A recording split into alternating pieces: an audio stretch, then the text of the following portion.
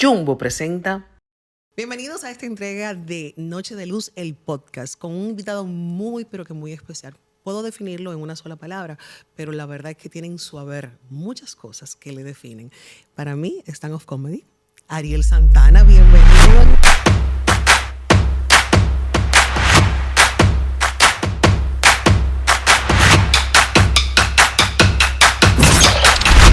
Muchas Qué gracias. honor tenerte con nosotros.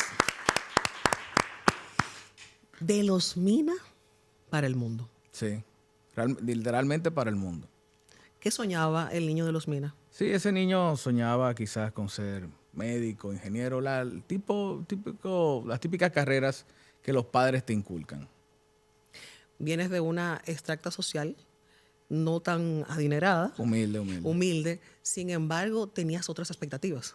Sí, claro. Siempre tú tienes ese deseo de superación. En el caso de la familia de mi madre, todo el mundo se inclinó por la medicina. Mi mamá era la oveja negra en el sentido de que mi mamá era odontóloga.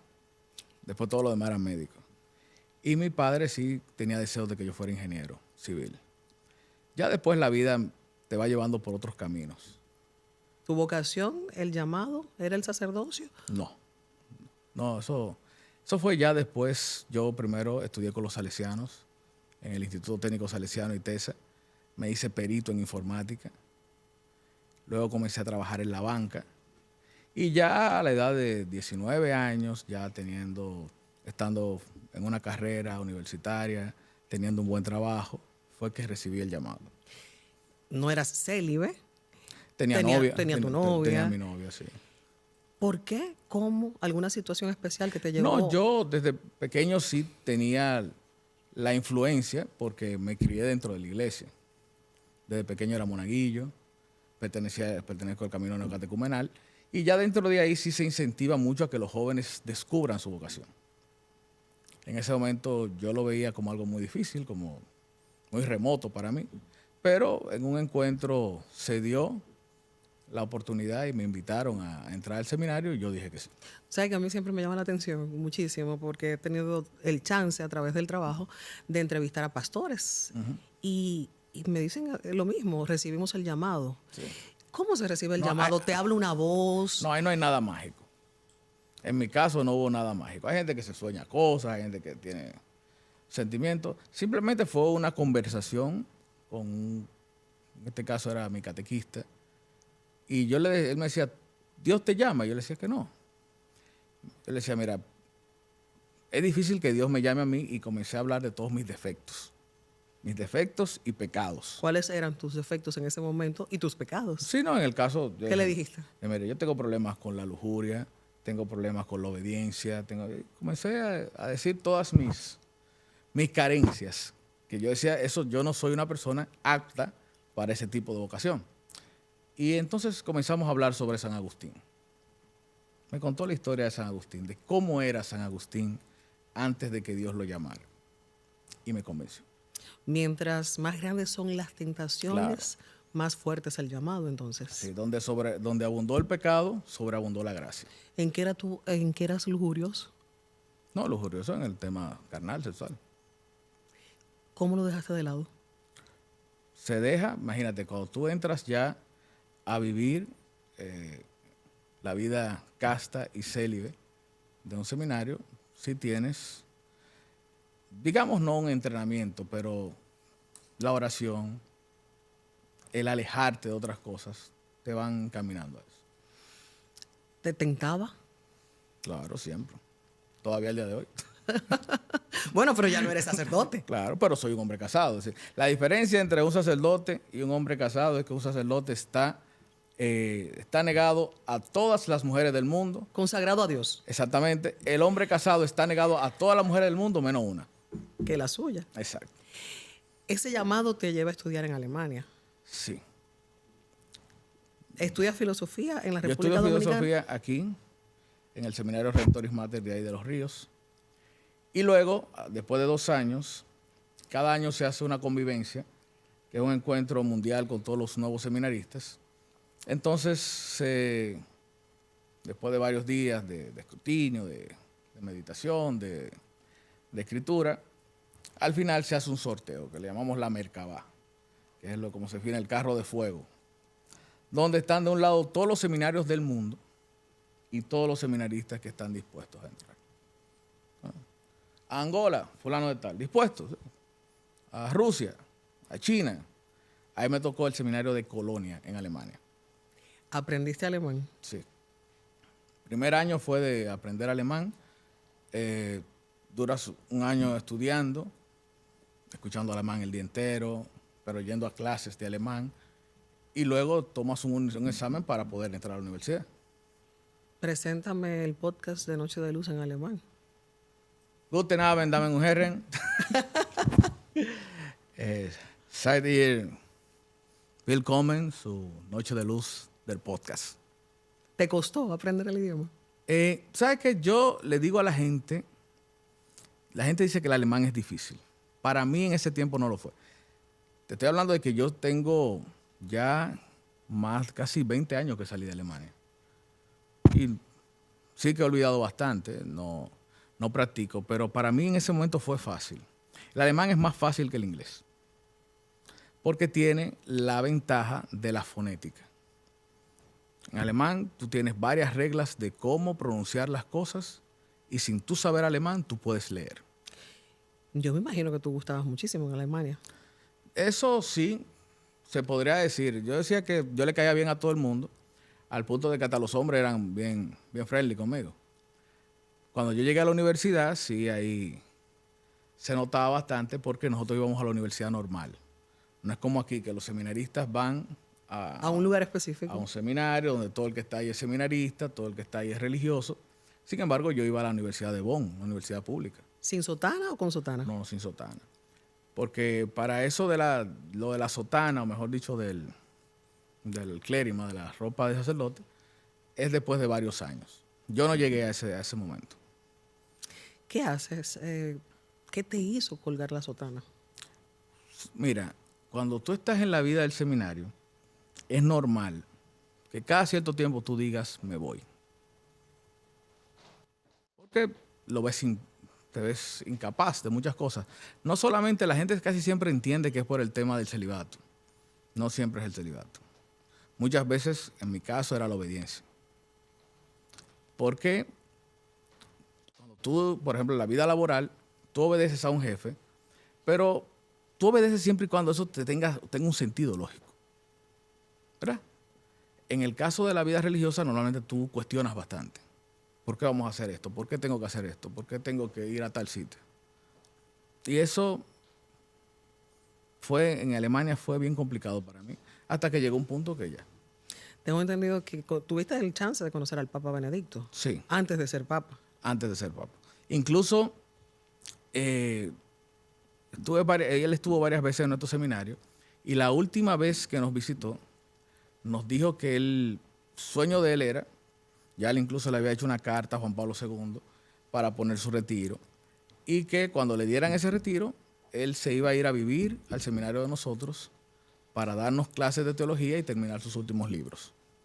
Eso no sucedió porque cuando él puso su carta de renuncia, Juan Pablo II lo nombró jefe del colegio cardenalicio y por eso fue electo papa después. ¿Debe la iglesia modernizarse? No. Cuando decimos modernizarse, a veces la gente se va por el lado de cambiar reglas. La iglesia no puede cambiar sus reglas, para nada. Tiene 2000 años con las reglas que tiene y no creo que sean reglas incorrectas. En lo que sí la iglesia siempre tiene que modernizarse es en cómo llevar el mensaje. Eso sí, adaptarse a los canales que hay para llevar su mensaje. Pero dentro de su base. Claro. ¿Qué oración te define? A mí.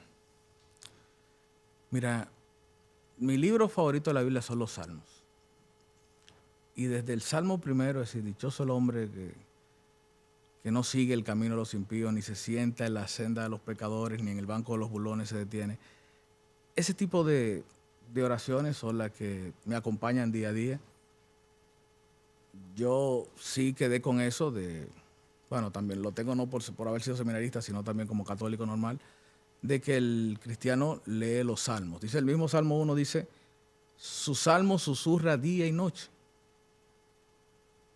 Entonces, Tiene poder la oración. sí, la oración tiene poder no para cambiar la voluntad de Dios, sino para que tú la aceptes. Interesante. Porque hay gente que reniega de eso porque piensa que a través de la oración Dios le va a hacer el milagro. Sí, sí, hay gente. Dios no niega esos milagros, pero yo, dentro de mi fe, entendí que no se trata de cambiar la voluntad de Dios. Mientras yo fui seminarista, a mí me pasó un suceso bien, que me tocó bastante como persona. Yo soy hijo único. Me fui de mi casa, mis padres estaban juntos todavía. Yo estaba contento porque mi padre incluso había entrado a la iglesia. Después que yo fui seminarista, mi papá iba mucho a la iglesia y cosas. Sin embargo, mi madre un día le da un ultimátum de si vamos a seguir, vamos a casarnos por la iglesia. Mi papá le dijo que no. Y yo recuerdo que cuando mi mamá me llama y me dice eso, yo duré varias semanas importunando. Dígase, levantándome a medianoche a rezar para que se diera eso, que mi papá y mi mamá se casaran. Yo quería que Dios me hiciera ese regalo. Como a las 2 semanas mi mamá me llamó y me dijo, yo me fui de la casa, nos dejamos. Tu mamá Se fue de la casa. fue la que se fue de la casa. Dios obra. ¿Entiendes? Y recuerdo que en ese tiempo yo tenía un trabajo de la universidad que era sobre San Agustín. Te ponen como una tesis. Tenía que traer un monográfico. Y el monográfico, el tema que elegí para el monográfico era la oración en San Agustín. Y San Agustín tiene un tratado sobre el Padre Nuestro. Y él decía que no se trata, tú no le pides a Dios que haga tu voluntad.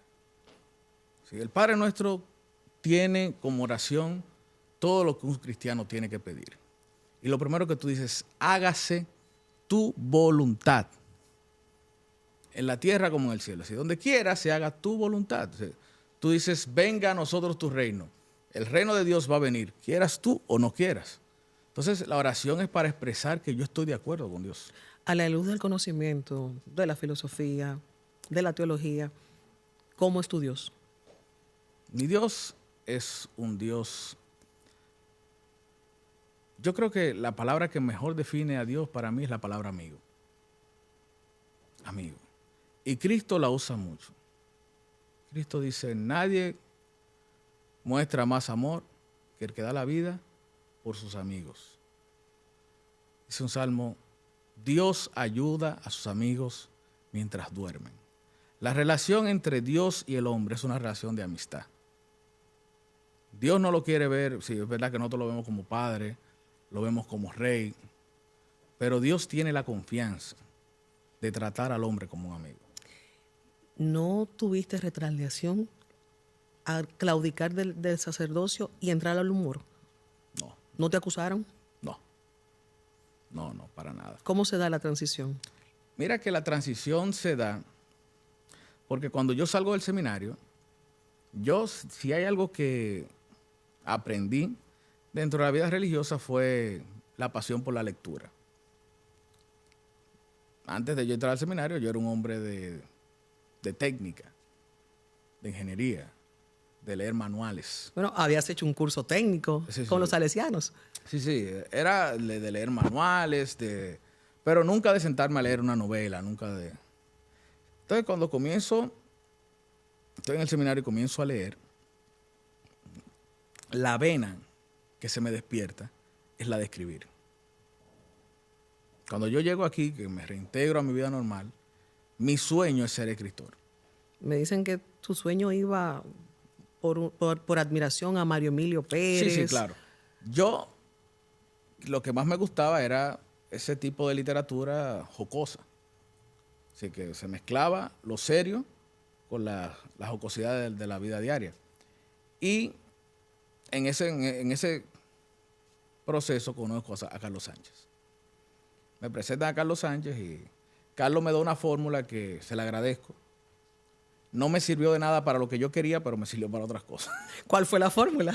No, Carlos me decía, tú quieres ser escritor, mira, tú lo que tienes que hacer, como te gusta la cosa o cosa, tú tienes que hacer stand-up comedy y tú te vas a dar cuenta de qué se ríe la gente.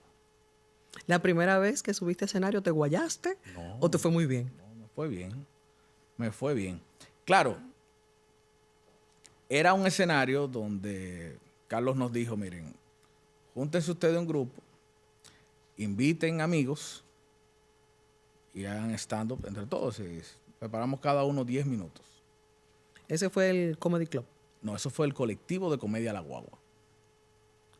Nos juntamos ahí en Teatro Buloya y cada quien invitó a todos sus amigos de Facebook. Fue para un jueves. Recuerdo que casi lo suspendemos porque el día antes falleció Freddy Verajoy. Dijimos, ¿y la gente va a venir? Pues se nos reventó el sitio. Así que con todo y eso, Sí. ya tenían sus seguidores. Sí. Entonces, eran los amigos. Eran los amigos y éramos 8. Había algunas 300 y pico de personas. Y nos fue bien porque la gente se reía. Claro, para mí, el primer reto grande fue a los varios meses cuando ya hicimos algo de, bueno, vamos a invitar. Fue lo que nos salíamos a la gente de remolacha.net. Y vamos a hacer una campaña viral y ahora vamos a hacer un show grande. Hicimos uno en Cinema Café, como con 500 personas que ya no eran los amigos de uno.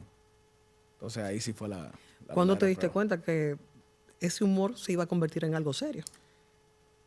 Yo duré varios años tomándolo como un hobby. Era algo que nos juntábamos semanal, escribíamos y decíamos, bueno, una vez al mes hacemos un show en el Guloya. Pero ya después de varios años que yo vi que realmente funcionaba y que mi capacidad para escribir era real, que por eso Cordero y yo, que éramos compañeros de La Guagua, pasamos a escribir Premios Soberanos durante 2 años consecutivos. 2014, tengo entendido, Sí.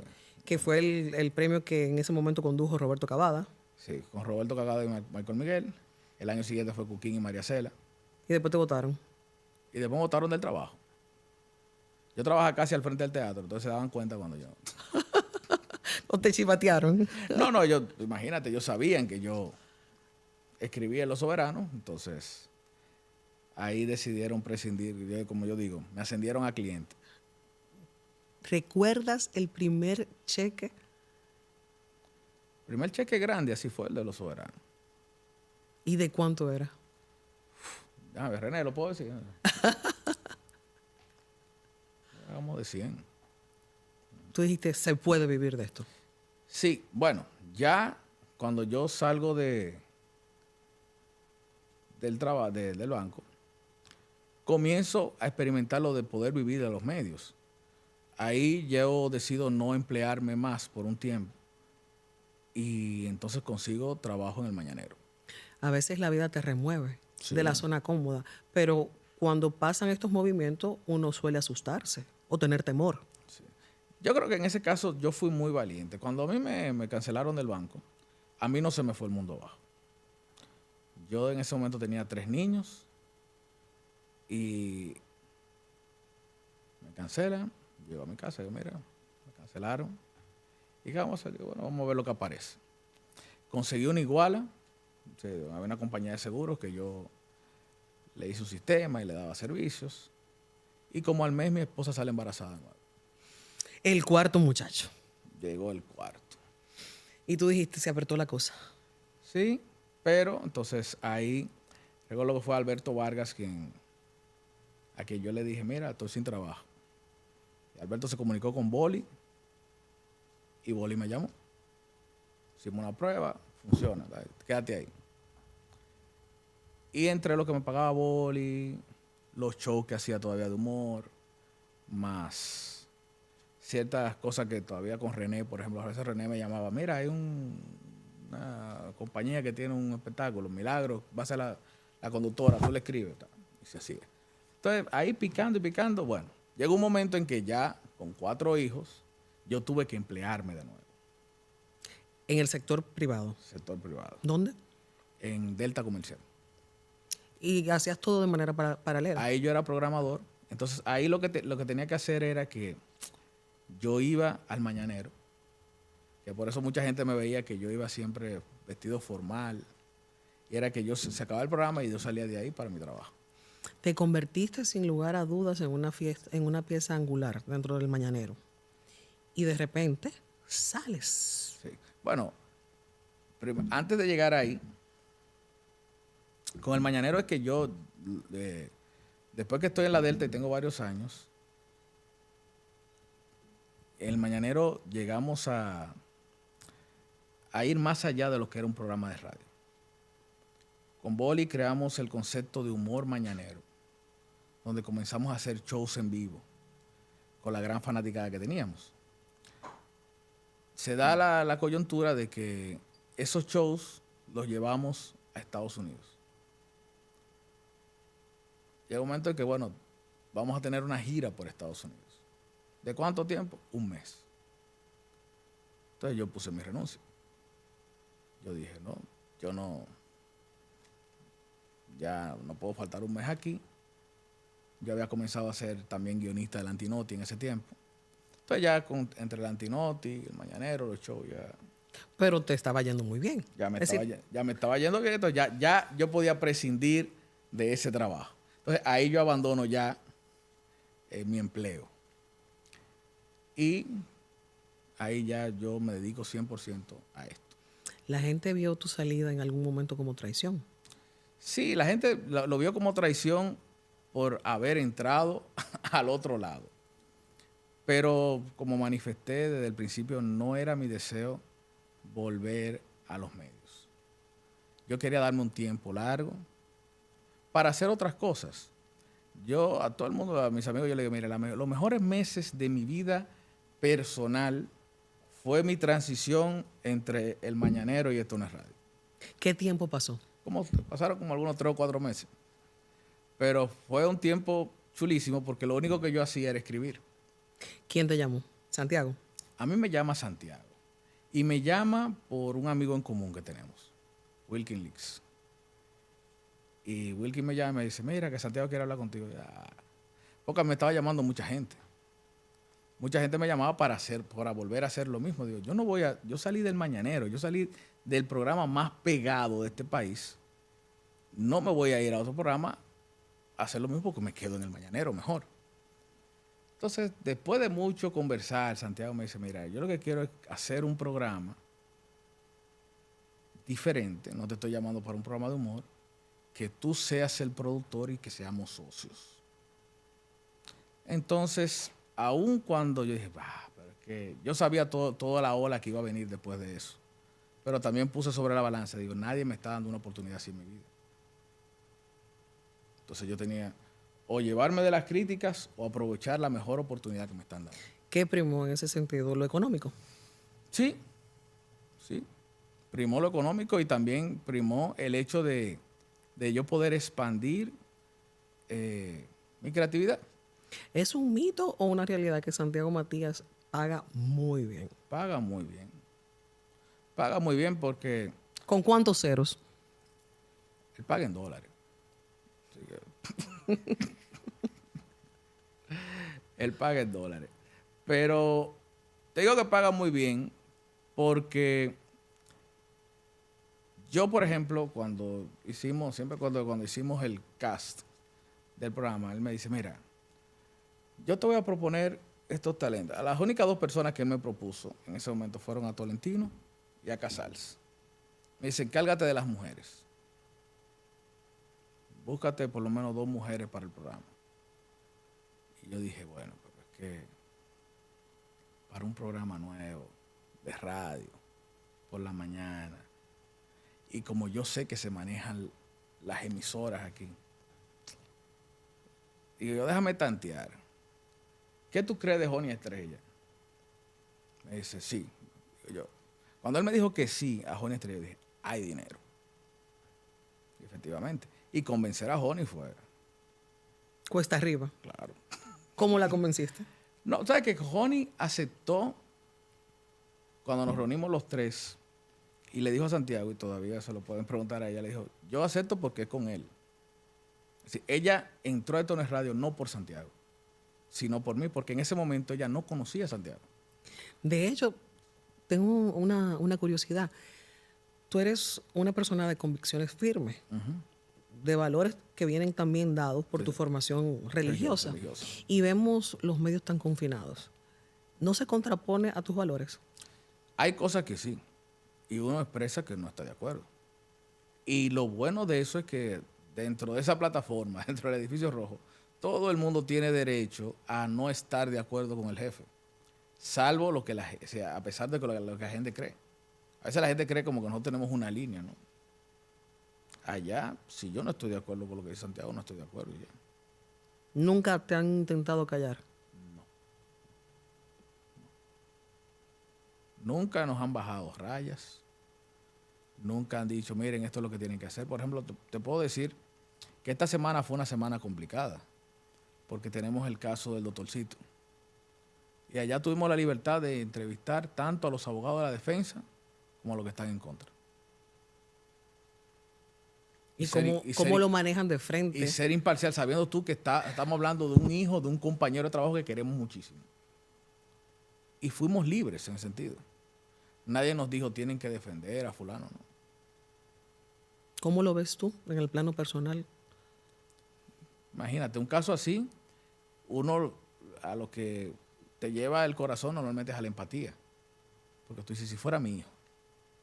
Si fuera mi hijo, dices, yo haría miles de cosas que van en contra de mis propios principios, porque el amor de padre supera todo eso.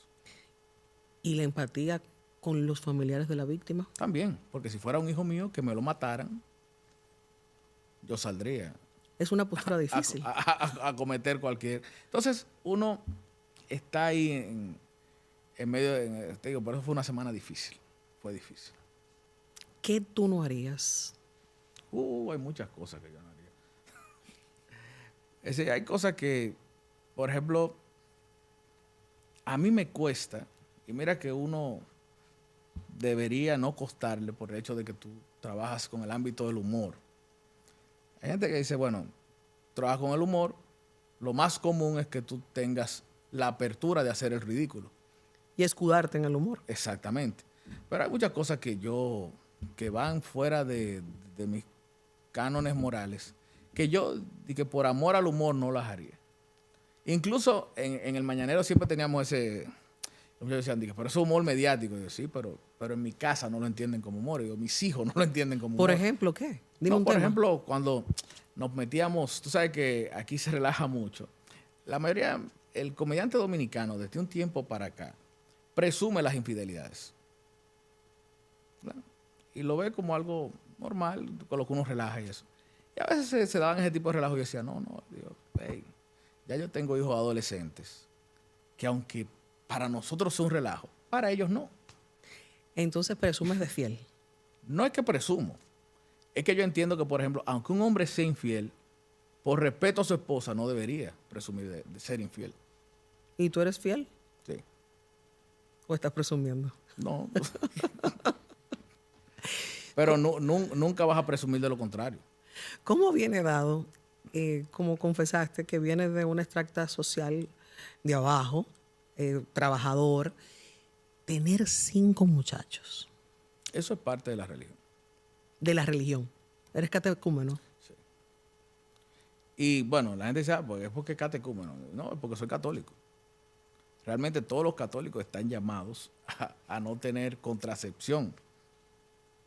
Dígase, la iglesia siempre ha promulgado que las mujeres no se preparan.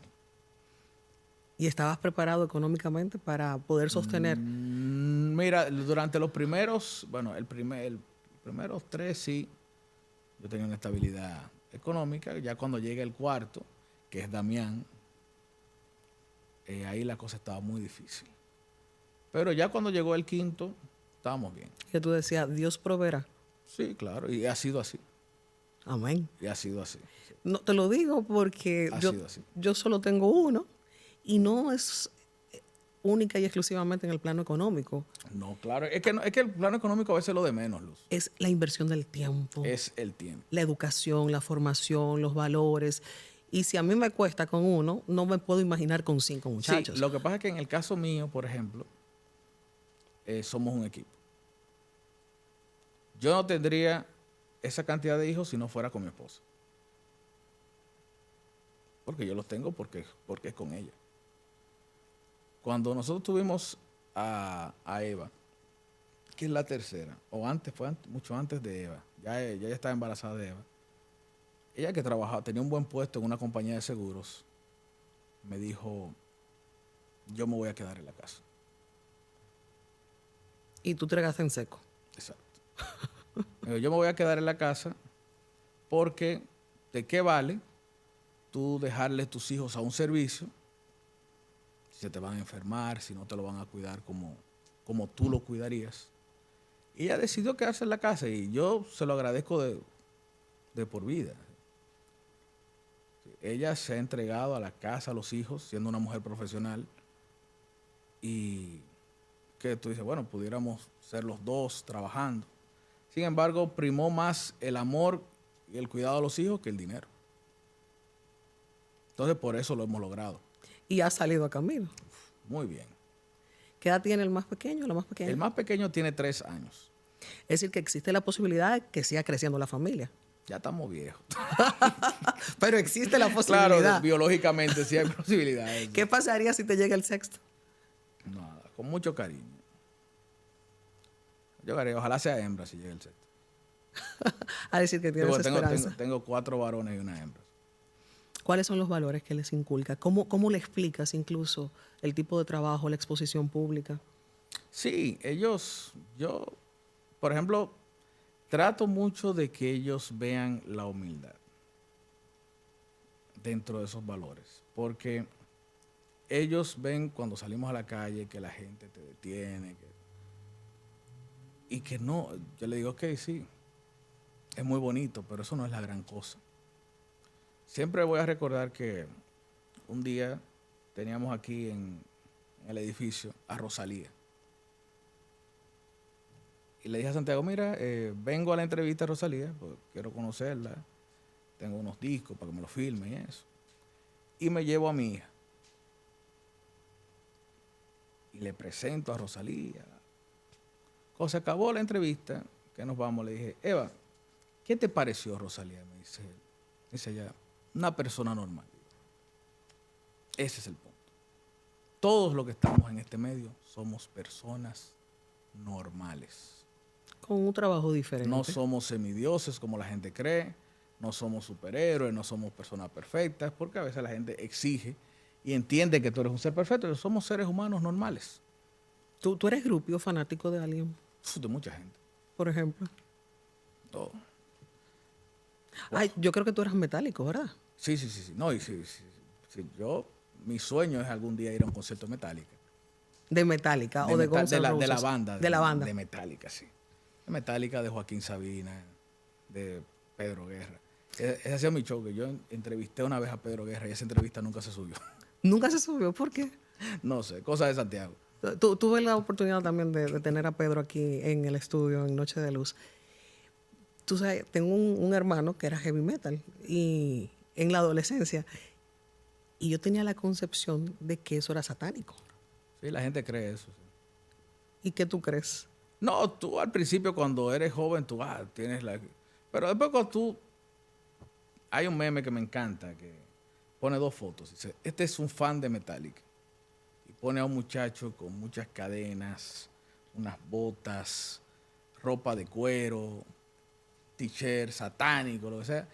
Y este es el vocalista de Metallica, un señor con un t-shirt, una bermuda, unos zapatos y un bolso de Armani. Él no es nada de eso. Sí. Todo lo que te venden en el heavy metal es merchandising. Es cosa para los fans. Pero esos hombres no creen. Cuando tú, por ejemplo, ves un reality con la vida de Gene Simmons, que era el bajista de Kiss, tú dices, pues es un señor mayor normal. Bueno, ahora son mayores. O la mayores. de Ozzy Osbourne. Sí, sin embargo, también escuchaba mucho yo en ese momento dado que en publicidad habían muchos de esos discos que estaban consagrados Claro. y lo asociaban a la iglesia satánica. Sí, sí, sí. Hay de todo. Hay desde grupos que sí realmente creen en la anarquía, creen en el satanismo, hasta grupos que son de metal cristiano. Sí, hay de todo. Entonces, por ejemplo, a mí me fascinaba mucho Metallica, Aerosmith, Guns N' Roses, que eran letras que, en el caso de Guns N' Roses, eran cosas más románticas que otra cosa. Y en el caso de Metallica eran canciones más existencialistas. Y tú eres existencialista. Exacto. ¿Por qué? Es la rama de la filosofía que más me llamó la atención. Porque si hay algo que a todo ser humano debe preocuparle, es la pregunta de qué es el hombre. ¿Qué hago yo en el mundo? Por eso he dado yo los pasos que he dado en mi vida. Porque en cierto momento me he tomado la vida en peso. Y digo, "Vean, ¿qué voy yo a hacer con mi vida? ¿Cuál es la misión mía en este mundo?" ¿Te asusta la muerte? Sí, la muerte, normalmente el ser humano tiene miedo a la muerte física, porque es la desaparición tuya y tú piensas en cómo va a continuar la vida. Por ejemplo, en el caso mío, que tengo un hijo autista, el tema de la muerte es bien recurrente porque tú dices, ok, el día que yo no esté y que mi esposa no esté, ¿qué será de la vida de Damián? ¿Tendrá él gente que se va a preocupar por él? Sus hermanos. Sí, pero tú dices, sus hermanos están obligados. Sus hermanos tienen que hacer su vida. Entonces, esa es de las pocas cosas que me quedan a mí como temor a la muerte física. Pero el ser humano normalmente a lo que más le teme es a la muerte óntica, que es la muerte que te llega a ti con el fracaso. La muerte del ser. La muerte de cuando tú pierdes a alguien, de cuando tú pierdes algo. Para mí la muerte es egoísta. Es decir, ese miedo que uno le tiene a la muerte es una forma de egoísmo por la ausencia por la falta que te va a hacer esa persona. Exacto. Entonces, pero por ejemplo, lo que me acercó a mí y me afianzó en la creencia que tengo es el tema existencial de que el cristianismo no es simplemente una carga moral. Hay gente que cree que ser cristiano es simplemente yo dejé de beber, dejé de fumar, dejé de fornicar. Eso lo puede hacer cualquier persona seria. Para hacer eso, usted no tiene que ir a ninguna iglesia. Ni congregarse. Usted simplemente tiene que ser una persona seria. Con convicción. ¿Cuál es la novedad del cristianismo? La novedad del cristianismo es no tenerle miedo a la muerte. Porque Cristo no vino aquí a darle una ley al ser humano, ya la ley existía. Cristo vino al mundo a vencer la muerte. El cuco que tiene el ser humano es la muerte, ¿verdad? Entonces yo voy a morir por todos, yo voy a morir de la peor forma, así que es cuando se le hace una injusticia a un inocente, ¿verdad? Y voy a resucitar en 3 días.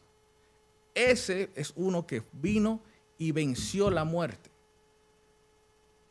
Tú eres cristiano, tú crees en eso, en que la muerte ha sido vencida, de que la cosa que le da más miedo, más pavor al ser humano, alguien la venció por mí. ¿Y crees por fe? Sí, claro. Y creo, no solo, pero la fe, ¿sabes? Que cuando la gente dice que yo creo por fe, normalmente la gente confunde la fe con la esperanza. Y es por un juego de palabras acá en San Pablo. La gente confunde la fe con la esperanza. Pero la fe no se trata de algo etéreo. La fe se trata de algo concreto. La fe es una garantía. Como cuando tú vas a pedir un préstamo al banco. El banco no te presta porque tiene la esperanza de que tú le pagues. ¿No? El banco te presta porque sabe que tú le has pagado a otra gente. Dice, bueno, mira, ella en un momento pidió 1 millón y lo pagó. Después pidió 5 millones y lo pagó. Entonces por eso yo le voy a prestar 20 millones. Entonces yo creo, porque yo tengo ciertos acontecimientos en mi vida donde dije, ok, aquí estaba Dios. Hablaste de la razón específica por qué sí le tienes respeto o temor a la muerte. Sí. Y es Damián, ¿qué tan avanzada es su condición? La condición de Damián no es, digamos, hasta cierto punto leve, pero el tema de Damián es el tema social. Y yo sé que no es cualquiera que... Sí, a los autistas se les hace difícil ese tema de que la gente comprenda. Por eso cuando uno habla de inclusión, uno se va directamente a que exista la educación de que tú sepas cómo se comporta un autista, qué cosas le molestan, qué cosas lo hacen entrar en una crisis. Entonces ya ahí es más llevadero. Mi esposa y yo sí, como sus padres, hemos tenido que aprender, pero a veces me cuesta incluso con los propios hermanos. Y en los colegios también ha sido complicado. He leído al respecto y dicen que el avance de un niño con la condición de autismo tiene que ver mucho con la educación de los padres. Claro. Y de las herramientas educativas que también tú les puedas brindar. Claro. Por eso, entonces, ahí viene el tema del tiempo, como hablábamos ahorita. Tú tienes que dedicarle un tiempo normalmente a un hijo. Después tú dices, bueno, son 5. Entonces todo el tiempo tienes que dedicar. Pero dentro de esos 5 hay uno que requiere un cuidado especial. Uno que tiene que ir a terapias, uno al que él mismo te lo va a demandar. Y cuando Damián demanda que tiene la necesidad de algo, hasta que tú no atiendes eso, tú vas a tener a Damián encima. Entonces... Pero tengo casos que han tenido grandes avances. Sí. Yo, por ejemplo, puedo decir que desde varios años para acá, los avances han sido muchos con él, principalmente en el tema educativo, porque Damián nunca ha ido a una escuela especial. Él ha ido a colegios normales. A una de las personas a la que yo siempre le agradezco bastante es a Rosa Ariza, que es la madre de Bolívar Valera. Que es educadora. Que es educadora y es experta en el tema. Y cuando yo le inscribí en el colegio de ella fue por eso. Y con él, en ese punto, avanzamos muchísimo. Qué bueno. ¿Cómo quedaron las relaciones con el boli? Somos amigos igual. Pero reales. Sí. No de la boca para afuera. No mediáticamente. No, mediáticamente. No, pues donde nosotros menos nos vemos en los medios, ahí es que casi imposible vernos. Pero cuando nos juntamos personalmente con mucho afecto, claro. ¿Por quién vas a votar? Por él. Es decir, Boli es candidato a diputado de mi circunscripción. ¿Y en el caso de la presidencia? El año pasado, en las elecciones pasadas voté por él. Y mira que voté por él por amistad, pues yo nunca iba a votar por el PLD. Y mi único voto que he votado por el PLD ha sido por Boli. Y en este caso ya Boli estamos del mismo lado, así que... ¿Y en el caso de las presidenciales? Por Luis Abinader, claro que sí. Sí, estas elecciones tienen un panorama que, aunque uno respeta, tú ves, como uno es una persona de la opinión pública y hay democracia, pero a veces nosotros relajamos con eso de que el panorama está tan definido que podrían suspenderla las elecciones. Tan definido está que hay un recorte hasta en publicidad de todos los sectores. Sí. Unos porque se creen muy ganados y otros porque no quieren invertir. Y es lo más prudente, porque tú dices, bueno, si el panorama está tan definido, ¿para qué derrochar dinero en eso? ¿Bondades del gobierno de Luis Abinader? Mira, bondades, podríamos decir que hasta ahora la primera es el tema de la corrupción. No porque digamos que son los mejores y que no son corruptos, sino porque la creación de tener un ministerio público independiente ha marcado un precedente, pues, de que realmente aquí el que cometa cierto tipo de infracciones pagará por eso. Bueno, se supone que dentro del sistema democrático esa sea la norma. Sí, pero yo tengo 42 años tengo ya. ¿Y cuánta gente yo he visto presa? ¿Cuándo yo había visto que a un hermano de un presidente le han... Un caso tuvimos en los 80 y pico, pero yo era un niño, pero después de ello nunca había nadie preso por corrupción. Entonces ya por lo menos tú ves un avance en eso. Vemos un avance en el tema de la transparencia, que no es propio de Abinader, sino que ha ido continuándose, porque ¿sabes cuántas facturas tiene que hacer para lo que sea, verdad? ¿Me lo dices o me lo preguntas? Exacto, te digo, que para cualquier persona que está haciendo su trabajo, se dice, wow, pero qué dolor de cabeza, que hay que hacer tantas cosas para transparentar algo. Tanta burocracia. Exacto, pero vale la pena. Vale la pena. en el sentido de que quienes intenten hacerlo malo no puedan hacerlo. Entonces, para mí, en el tema de la institucionalidad, yo creo que hemos avanzado bastante. Hay muchas cosas que para eso es que él necesita 4 años. ¿Eras PRMista De o toda te la vida. convertiste de toda la De vida? toda la vida. El único tiempo en que yo no fui PRMista, bueno, PRDista, porque en mi familia todos eran peñagomistas. Hasta que después fallece Peña Gómez y el PRD pasa a manos de Miguel Vargas. Ese fue el único momento que yo dije, ya yo voy a probar otra cosa ahora. Y ahí yo formaba parte de Alianza País. ¿Y por qué no continuaste? No, porque vi que era un proyecto que... Aquí ese tipo de proyectos se ven bonitos, se ven románticos. Pero en este país debería haber a lo mucho 3 partidos. Que son los mayoritarios. Sí, en los países que funcionan, normalmente tú tienes un partido conservador, un partido liberal y un partido alternativo. Ya. Usted tiene que identificarse por una de esas 3 ideologías. No hay por qué inventar más. Y al final terminan funcionándose. Por eso, porque tú tienes un montón de partidos pequeños que para ellos poder sobrevivir, a veces uno dice, son partidos bisagras, pero cuando tú entiendes cómo se elige un diputado, cómo se elige un regidor, si ellos no se alían, por más que quieran, nunca van a llegar. ¿Te veremos a ti militando? Bueno, militar en un partido sí, ahora aspirando a un cargo. Aspirando a un cargo electivo, no. No. ¿Contundente y radicalmente? ¿O si te coquetean, si existe la posibilidad? No, porque no. Yo podría, sí te digo que nunca estaría negado a una posición dentro de la administración pública. Si está dentro de mis capacidades, yo puedo aceptarlo. Pero a un cargo electivo, porque es que aquí los cargos electivos dividen a la sociedad. Tú descubres defectos que tú no tenías, que tú no sabías. Tú descubres hasta actos de tu vida que tú no sabías que lo había cometido. Porque aquí las campañas son... ¿Lo descubres o eres parte víctima del mito, de la circunstancia? Sí, claro, te sorprende.